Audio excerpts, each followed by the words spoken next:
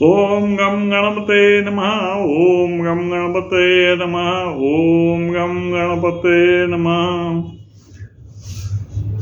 आजची कविता आहे दसरा या विषयावरती. आपट्याचे पान. आपट्याचे पान याला आता महत्त्वाचा मान. आपट्याचं पान म्हणजे सोन्याचं पान.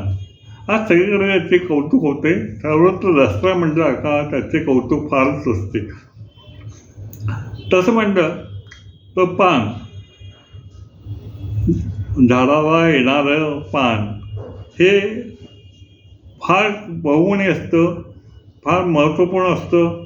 बघा सर्व केळीचं पान म्हणा, नागवेलीचं पान म्हणा, अळूचं पान म्हणा, हे सगळी काही पानं आहेत, आंब्याची पानं, हे सगळं बघा एक तर अतिशय महत्त्व असतं. आणि पूजा ज्या वेळेला असते त्यावेळेला महत्त्वाचं असतं. पण हे आपट्याचं पान हे म्हणजे दसऱ्याला त्याला सोन्यासारखा बहुमान असतो, सोन्याचा मान असतो. आणि म्हणूनच मी त्याच्यावरती एक कविता लिहिली आहे की बघा तर खरं की आपट्याच्या पानाला किती महत्त्वाचं स्थान असतं. म्हणूनच आपण याचं गुणगान करतो. आणि खरोखर एक प्रत्येक पानाला वेगळं वरदान असतं. ओम गम गणपते नमः. तर ऐका कविता. आपट्याचे पान नवे सोन्याचे पान. आपट्याचे पान म्हणून नवे सोन्याचे पान. नका म्हणू मला आपट्याचे पान, नका म्हणू मला आपट्याचे पान. आता दसरा मला सोन्याचा मान, आता दसरा मला सोन्याचा मान. हृदयाचा आकार हृदयाचं स्थान, हृदयाचा आकार हृदयाचं म्हणजे स्थान. प्रत्येकाच्या मुखात माझे गुणगान, प्रत्येकाच्या मुखात माझे गुणगान. देवासमोर देवाऱ्यात, देवासमोर देवाऱ्यात आज माझे पूजन. घ्या सोनं प्रार्थना मनापासून, घ्या सोनं प्रार्थना मनापासून. आज दसरा सोन्याचा मान सन्मान, आज दसरा सोन्याचा मान सन्मान. आज दसरा सोन्याचा मान सन्मान. हातात घेती मला देवासमोर हात जोडून, हातात घेती मला देवासमोर हात जोडून.